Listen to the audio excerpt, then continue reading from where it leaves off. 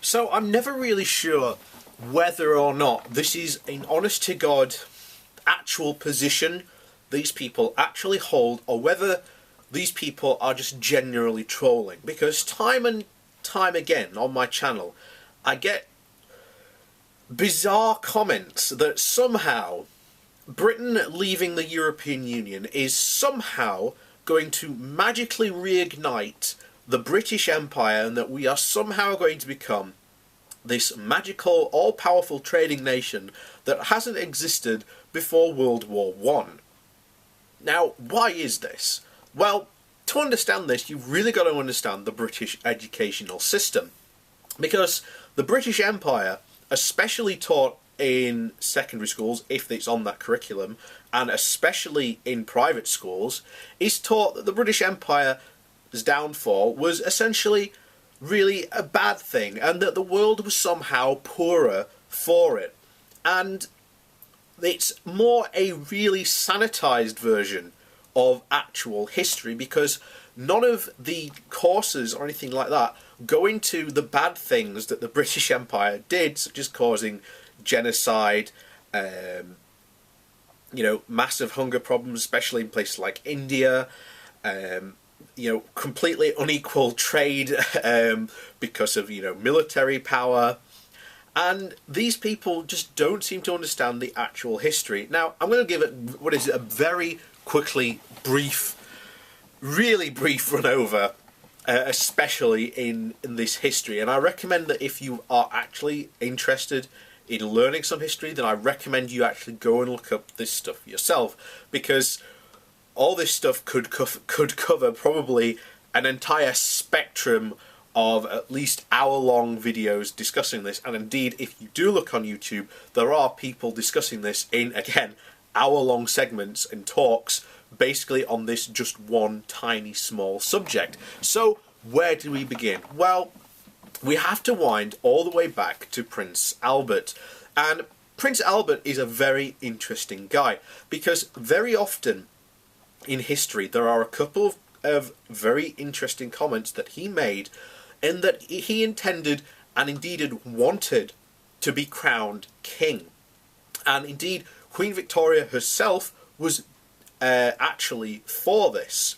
But Parliament, and indeed people in Parliament, resisted this because they were conscious of the fact that Prince Albert was very much a warmonger. He wanted to start wars, he wanted to go to war, and he wanted for the empire to be won even more through conquest. Now, that's not to say that the British Empire didn't expand through conquest. It did. It's just that Albert was very much a warmonger. There's no two ways you can cut it. And one of the other things that he really wanted to do was he really wanted to introduce what they call laissez-faire capitalism. Now, on this channel, especially in the context of Brexit, this has come up before, and I've talked about this before. Now, to those of you who don't know what laissez-faire capitalism is, it is basically this. The government should not be involved in any sort of interference in the economy at all. Basically, it should just step way the far back from it, and basically just let the stock market and companies run the show. So this met with massive resistance.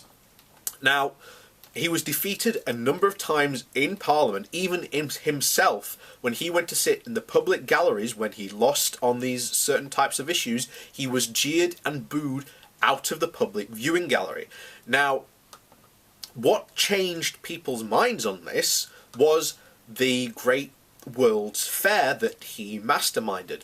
And this was to show essentially the might and power of the British Empire. Now, what this did was he eventually won his right to laissez-faire capitalism. However, this wasn't, as we say, complete laissez-faire capitalism.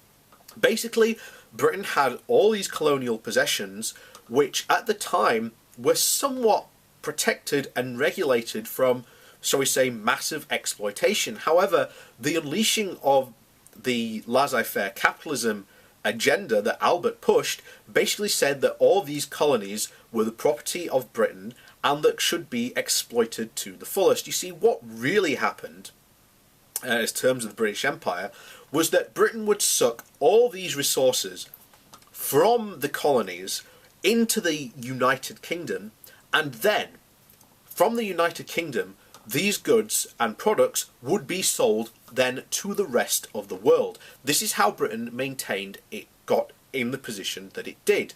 Not because of it struck these amazing trade deals, it was because it sucked the resources of all its colonies and its dependencies to basically power its own trade and economic welfare.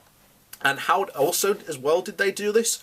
Well, if you were a company, for example, that didn't want to accept British textiles because they would basically flood the market and destroy your own native textile industry, the British would basically turn up with a warship at your main port, or a couple of warships, and this happened throughout history, and basically go, okay, this is what's going to happen. You are going to accept our demands, or we are going to completely blockade your nation, and no ship will get in or out. And if you still do not accept our nations, one of two things will happen. Either A, the British will invade and completely take over, and you will become a colony of the British Empire. Or your brother seems quite accepting of the fact that if we take over, we'll make him completely and utterly filthy, stinking rich. Which way do you want this to go? So, of course, many of these nations basically were forced at the barrel and gunpoint basically accept massively unfair trading agreements where Britain basically took advantage of them and basically took all their natural resources for basically free, and then basically were forced to accept British-made products at full price. And as I said, these flooded the markets and basically destroyed the local industries in that area. Bear in mind, India, for example, this effect was so bad that only now India is actually now starting to become a real, properly and developed full national economy. Remember, at the time, if you look at India now, it is going through its industrial revolution. As bizarre as that sounds, it is. And even it's technically through a digital revolution as well. But that's the state India is as it is now. So when you get to this, especially talking about Brexit and all these people who say, oh, Britain, again, was this massive trade empire. Well, it was, but it was, and the only reason it was able to do that was because it had a barrel of a gun. Now, how did this all come to an end? Well, Britain's power was essentially spent after the First and Second World Wars. They were both entirely costly and basically cost the empire massively. Now, there were other factors, but the other two factors mainly in this was the sense of home rule and self-determination. These countries and movements sprung up because, especially post-First World War, countries like Canada, India, Australia wanted their own self-determination, and originally they wanted more say what happened in the British Empire. They wanted to become an equal partner like Britain was and have representatives in the British Parliament to represent them rather than being governed by a colonial governor which they couldn't really elect.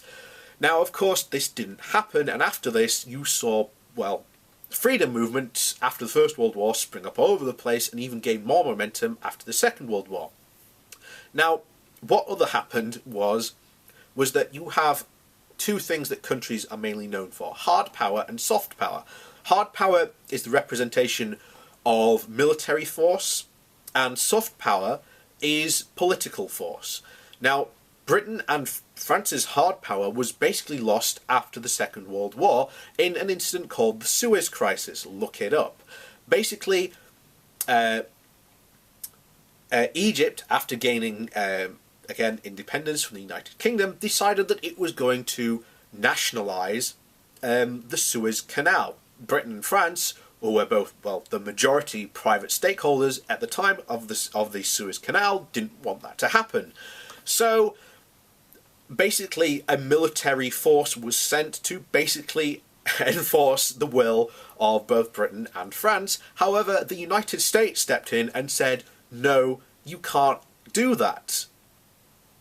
And of course, Britain and France then basically backed down, and that basically ended any hard power Britain or France ever had anymore.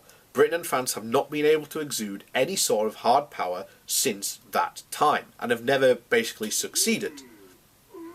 Now, this is essentially a worrying scenario, because if you talk about this, and again, it's just in this context of this idea of this Britain that, again, hasn't really existed before World War One, then you are talking lots and lots of really, really laws that favour wealthy people only, and, you know, basically screw the poor.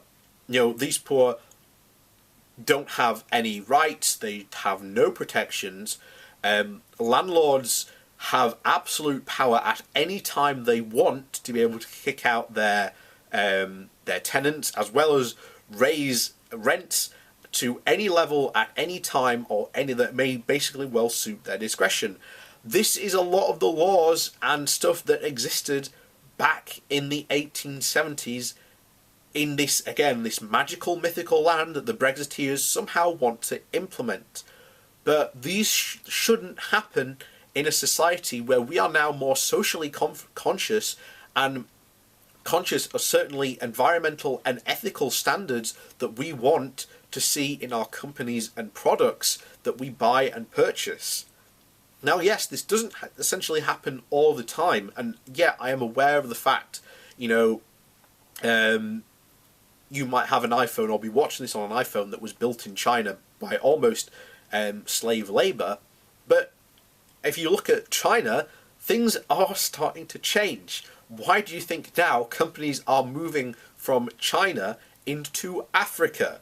Because there are now starting to be labour movements in Africa to improve, well, not in Africa, in China, to improve worker conditions and worker pay.